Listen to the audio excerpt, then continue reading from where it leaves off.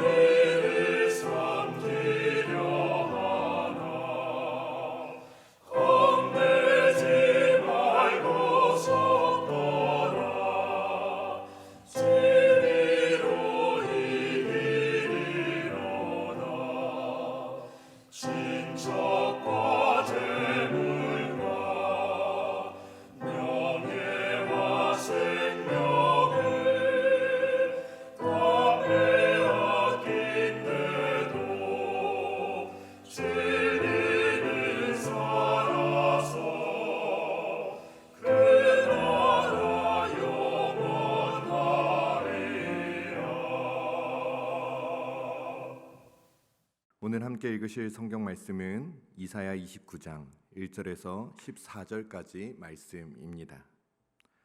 슬프다 아리엘이여 아리엘이여 다윗이 진친 성읍이여 해마다 절기가 돌아오려니와 내가 아리엘을 괴롭게 하리니 그가 슬퍼하고 애곡하며 내게 아리엘과 같이 되리라. 내가 너를 사면으로 둘러 진을 치며 너를 에워 대를 쌓아 너를 치리니 내가 낮아져서 땅에서 말하며 내 말소리가 나직이 티끌에서 날 것이라. 내 목소리가 신접한 자의 목소리같이 땅에서 나며 내 말소리가 티끌에서 짓거리리라. 그럴지라도 내 대적의 무리는 세미한 티끌 같겠고 강포한 자의 무리는 날려가는 겨 같으리니 그 일이 순식간에 갑자기 일어날 것이라. 만군의 여호와께서 우레와 지진과 큰 소리와 회오리 바람과 폭풍과 맹렬한 불꽃으로 그들을 징벌하실 것인즉 아리엘을 치는 열방의 무리 곧 아리엘과 그 요새를 쳐서 그를 곤고하게 하는 모든 자는 꿈같이 밤의 환상같이 되리니 줄인 자가 꿈에 먹었을지라도 깨면 그 속은 여전히 비고 목마른 자가 꿈에 마셨을지라도 깨면 곤비하며 그 속에 갈증이 있는 것 같이 시온산을 치는 열방의 무리가 그와 같으리라. 너희는 놀라고 놀라라. 너희는 맹인이 되고 맹인이 되라. 그들의 취함이 포도주로 말미암음이 아니며 그들의 비틀거림이 독주로 말미암음이 아니니라. 대저 여호와께서 깊이 잠들게 하는 영을 너희에게 부어주사 너희의 눈을 감기셨음이니 그가 선지자들과 너희의 지도자인 선견자들을 덮으셨음이라. 그러므로 모든 계시가 너희에게는 봉안책의 말처럼 되었으니 그것을 그 아는 자에게 주며 이르기를 그대에게 청하노니 이를 읽으라 하면 그가 대답하기를 그것이 봉해졌으니 나는 못 읽겠노라 할 것이요.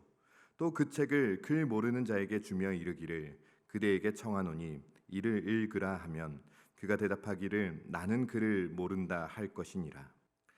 주께서 이르시되 이 백성이 입으로는 날 가까이하며 입술로는 나를 공경하나 그들의 마음은 내게서 멀리 떠났나니 그들이 나를 경외함은 사람의 계명으로 가르침을 받았을 뿐이라. 그러므로 내가 이 백성 중에 기이한 일 곧 기이하고 가장 기이한 일을 다시 행하리니 그들 중에서 지혜자의 지혜가 없어지고 명철자의 총명이 가려지리라. 아멘. 이 시간 예배를 위해 함께 기도하시겠습니다. 고맙고 감사하신 하나님 아버지, 이 새벽 주님 앞에 나와 주님의 이름을 구하며 주님의 이름을 부르며 예배드릴 수 있도록 인도하여 주심에 감사드립니다. 하나님, 간절한 기도 제목 가지고 주님 앞에 나와 기도하는 모든 주의 자녀들 가운데 이 시간 오직 주님의 그 한량없는 사랑과 신실하신 은혜만이 가득 고백되고 누려지는 시간 될 수 있도록 인도하여 주시옵소서. 선포되는 주님의 말씀에 믿음으로 순종하며 오늘 하루 성령의 인도함을 따라 나아가는 우리 모두 될 수 있도록 우리를 붙잡아 주시옵소서. 함께 하시는 주님의 이름만을 높이며 이 시간 살아계신 예수 그리스도의 이름으로 기도드립니다. 아멘. 하나님께서 허락하신 귀하고 복된 이 화요일 새벽 주님 앞에 나와 예배드리시는 모든 성도님들을 주님의 이름으로 축복합니다. 분주하게 나아가는 오늘 하루의 삶 가운데도 하나님 우리 아버지와 우리 주 예수 그리스도로부터 주어지는 은혜와 평강이 가득 누려지시는 하루 되시기를 다시금 주님의 이름으로 축복합니다. 오늘 말씀은 이스라엘을 향한 하나님의 심판과 또한 대적들의 심판을 통한 이스라엘의 구원, 그러나 그럼에도 불구하고 여전히 돌이키지 않는 그 이스라엘을 향한 하나님의 심판이 반복해서 보도되고 있습니다. 오늘 본문은 아마 주전 701년 산헤립의 침공을 배경으로 하며 당장은 아수르의 공격으로 포위당하지만 하나님의 극적인 도움으로 구원받을 것임을 예표하고 있습니다. 먼저 오늘 본문 1절부터 4절까지의 말씀 다시 한번 읽어보도록 하겠습니다. 슬프다 아리엘이여 아리엘이여 다윗이 진친 성읍이여 해마다 절기가 돌아오려니와 내가 아리엘을 괴롭게 하리니 그가 슬퍼하고 애곡하며 내게 아리엘과 같이 되리라. 내가 너를 사면으로 둘러 진을 치며 너를 에어 대를 쌓아 너를 치리니 내가 낮아져서 땅에서 말하며 내 말소리가 나직이 티끌에서 날 것이라. 내 목소리가 신접한 자의 목소리같이 땅에서 나며 내 말소리가 티끌에서 짓거리리라. 1절에 등장하는 아리엘이 성읍의 이름으로 등장하는 것은 이사야 29장이 유일합니다. 정확하게 무엇을 지칭하는지 나오지는 않지만 이곳에 다윗의 처소가 있었고 절기를 지키기 위한 노력 등을 고려할 때 아마 예루살렘 성읍으로 이해하면 될 것 같습니다. 유다 백성들은 해마다 절기를 지켰습니다. 그러나 해마다 절기가 돌아오게 하리라라는 명령을 통해 하나님은 형식적이고 공허한 종교의식을 비판하고 계심을 알 수 있죠. 형식적인 종교의식의 결과로 아리엘이 포위되고 심판을 받게 될 것이라 이야기합니다. 하나님은 내가 친히 아리엘을 포위할 것이라 말씀하십니다. 이 심판의 주체가 예루살렘을 위협하는 주체가 하나님이심을 분명하게 밝히고 계신 것이죠. 성전 제단이 있는 한 멸망하지 않으리라 착각하던 유다 백성에게 일침을 가하시는 것이죠. 하나님은 아리엘이 받을 심판을 더 구체적으로 묘사하십니다. 3절을 보면 아리엘을 사면으로 둘러 진을 치는데 이것은 보호가 아닌 그들을 심판하기 위해서임을 알아야 합니다. 또한 이어서 하나님은 탑을 세워 아리엘을 에워싸고 흙더미를 쌓아 올려 그 성을 치겠다 말씀하십니다. 이러한 묘사는 아수르 군대가 실제로 사용하던 무기를 형상화한 표현입니다. 이러한 결과 아리엘의 운명은 유다의 백성들의 죽음으로 끝이 나는 거죠. 4절을 보시면 흙에서 소리가 들리고 죽은 사람이 말하듯 땅속에서 목소리가 올라오게 됨을 묘사합니다. 더는 생명력이나 저항력을 가지지 못한 죽음의 상태로 전락하고 말 것임을 말하고 있습니다. 즉 하나님께서 그들이 형식적인 절기를 지켰던 그 거룩한 번제단을 적들을 통해 심판하겠다고 경고하시는 것이죠. 절대 무너지지 않을 것 같았던 예루살렘이 무너지며 교만했던 백성들의 목소리는 땅의 먼지 속에서 날리듯 그렇게 들려지게 될 것이며 그러한 때에 하나님의 엄청난 심판이 임할 것을 이야기합니다. 그러나 하나님의 역사는 그 심판에 머무르지 않으시며 다시금 구원을 약속하십니다. 본문 5절부터 8절까지 말씀입니다. 그럴지라도 내 대적의 무리는 세미한 티끌 같겠고 강포한 자의 무리는 날려가는 겨 같으리니 그 일이 순식간에 갑자기 일어날 것이라.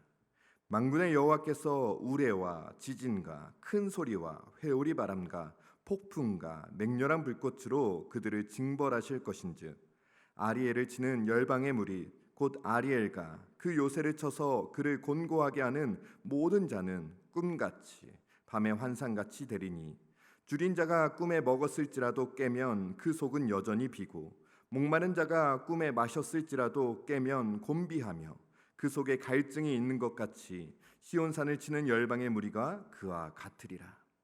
5절부터는 그 아리엘을 치러 온 대적의 멸망이 선포되기 시작합니다. 이러한 대적의 멸망은 곧 아리엘의 구원을 의미하는 것이죠.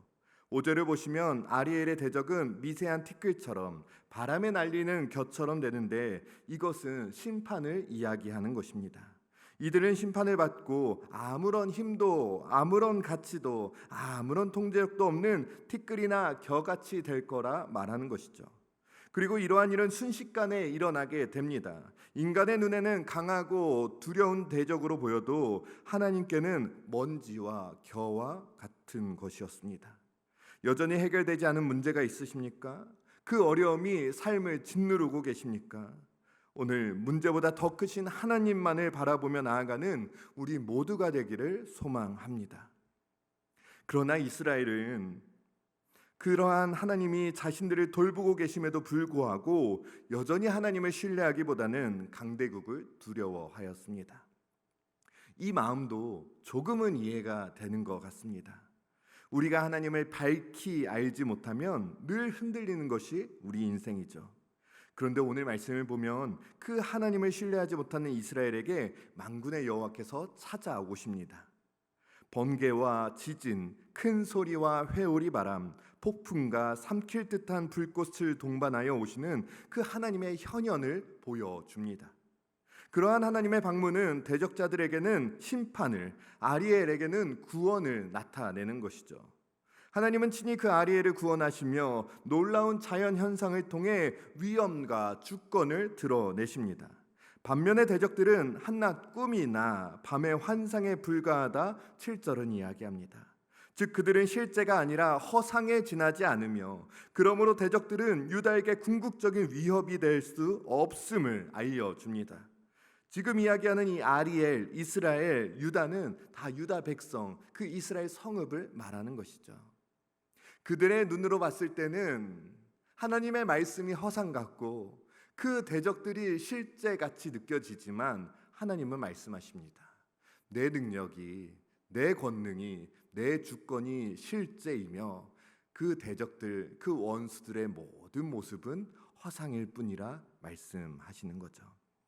대적들이 아무리 성전과 요새들을 둘러싸고 위협해도 그들은 한낱 꿈에 불과하며 실제로는 유다에게 지속적인 위협이 되지 못하며 잠에서 깨어나면 현실이 다르듯 꿈속에서 아무리 만족스러워도 현실은 다르듯 꿈속에서 아무리 많이 먹고 마셔도 깨어나면 여전히 배고프고 목마르듯 유다를 공격하는 모든 민족의 공격은 아무리 강해 보여도 실상은 허상일 뿐이라 이야기합니다.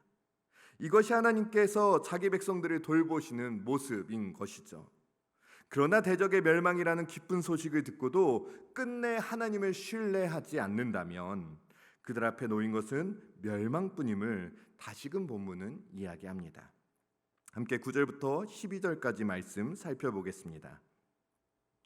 너희는 놀라고 놀라라. 너희는 맹인이 되고 맹인이 되라. 그들의 취함이 포도주로 말미암음이 아니며 그들의 비틀거림이 독주로 말미암음이 아니니라. 대저 여호와께서 깊이 잠들게 하는 영을 너희에게 부어주사 너희의 눈을 감기셨음이니 그가 선지자들과 너희의 지도자인 선견자들을 덮으셨음이라. 그러므로 모든 계시가 너희에게는 봉안책의 말처럼 되었으니 그것을 글 아는 자에게 주며 이르기를 그대에게 청하노니 이를 읽으라 하면 그가 대답하기를 그것이 봉해졌으니 나는 못 읽겠노라 할 것이요 또 그 책을 글 모르는 자에게 주며 이르기를 그대에게 청하노니 이를 읽으라 하면 그가 대답하기를 나는 글을 모른다 할 것이니라. 유다 백성들은 여전히 애굽이 주는 환상에 사로잡혀 있었습니다. 하나님의 도우심이 아닌 애굽의 도움으로 그 모든 아수르의 위협에서 벗어날 수 있을 것이라 여전히 생각했습니다. 그리고 이러한 그릇된 인식을 부추기는 이들은 다름 아닌 선지자들과 선견자들이었습니다. 그들의 왜곡된 전달로 하나님의 말씀은 봉인된 책처럼 읽히지도 깨달아지지도 않았으며 그들은 하나님의 계시를 이해하는데 철저히 무능하여 술에 취한 듯 눈이 멀어 있었다 말씀은 이야기합니다. 너희가 그 옳은 길을 보고도 여전히 눈을 돌리고 마음을 돌린다면 너희가 원하는 대로 너희가 맹인이 되어 아무것도 보지 못할 것이라 말하는 거죠. 종교 행위에만 심취하여 하나님의 참 계시를 분별할 능력을 상실한 그들을 하나님께서는 깊이 잠들게 하신다. 어쩌면 그들을 그대로 내버려 두신다라고 이해할 수도 있을 것입니다. 하나님의 말씀을 외면한 그들은 점점 더 하나님의 말씀에 무지한 상태로 빠져버리게 됩니다. 유다 백성은 하나님의 말씀을 이해하려는 적극성도 이해할 수 있는 유능함도 없으며 글을 읽을 수조차 없게 된다 말합니다. 이처럼 하나님의 계시가 이미 주어졌는데도 유다 사회는 그것을 제대로 읽고 전할 사람이 전혀 없었던 것입니다. 그리고 이 모든 상황에 대한 진단을 하나님께서는 한 구절로 정리하시죠. 본문 13절과 14절 말씀입니다. 주께서 이르시되 이 백성이 입으로는 나를 가까이 하며 입술로는 나를 공경하나 그들의 마음은 내게서 멀리 떠났나니 그들이 나를 경외함은 사람의 계명으로 가르침을 받았을 뿐이라. 그러므로 내가 이 백성 중에 기이한 일 곧 기이하고 가장 기이한 일을 다시 행하리니 그들 중에서 지혜자의 지혜가 없어지고 명철자의 총명이 가려지리라. 유다 백성들이 가지고 있는 근본적인 문제는 위선적인 종교 행위였습니다. 하나님은 마음을 원하시는데 그들의 마음은 하나님에게서 멀었습니다. 그들은 행위로만 하였고 하나님께 마음을 올려드리지 않으므로 언제든지 자기들이 원하는 것을 줄 수 있는 그 우상에게, 그 대상에게 마음을 드렸던 것이죠. 미사옥으로 가득 차 있어 하나님을 공경하는 것처럼 보이지만 실상 그들의 마음은 하나님과 아무 상관이 없었던 것입니다. 그들 안에는 진정성, 참된 신앙의 중심이 존재하지 않았습니다. 그들은 사람들 사이에 떠도는 말과 관습에 따라 하나님을 이해하고 판단하며 행하였던 것이죠. 하나님을 업신여기는 그들의 모습을 보게 됩니다. 예배의 행위가, 기도의 행위가, 말씀의 행위가 우리를 살리는 것이 아님을 다시금 깨닫게 됩니다. 예배 가운데 하나님을 경험하지 못한다면, 기도 가운데 하나님의 음성을 듣지 못한다면, 말씀 가운데 하나님의 마음을 발견하지 못한다면, 또한 발견한 그 뜻과 마음에 우리의 삶을 돌이키지 않고 순종하지 않는다면 그 모든 것이 허례허식이며 아무런 능력이 없음을 이야기합니다. 마음을 드리는 예배가 필요합니다. 중심 잃어버린 예배, 마음을 잃어버린 예배가 아니라 하나님께 내 전심을 다해 높이며 나아가는 것, 그것이 우리 가운데 가장 필요한 것임을 알려줍니다. 신학생 때 그런 이야기를 많이 했었습니다. 하나님에 관하여 아는 것에 그치지 말고 하나님을 알아가는 것에 힘쓰십시오. 오늘 우리의 삶도 이와 같기를 소망합니다. 마음을 다해 하나님께 나아가는 법을 익히며 하나님과 동행의 기쁨을 누리는 오늘의 삶이 되기를 간절히 원합니다.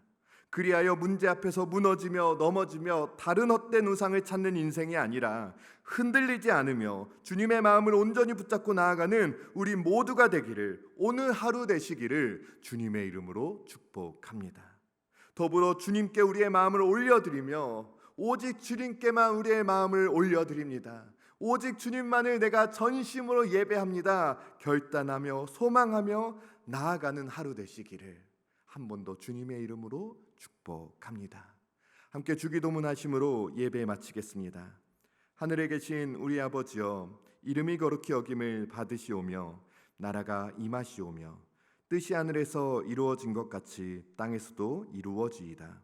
오늘 우리에게 일용할 양식을 주시옵고 우리가 우리에게 죄 지은 자를 사하여 준 것 같이 우리 죄를 사하여 주시옵고 우리를 시험에 들게 하지 마시옵고 다만 악에서 구하시옵소서.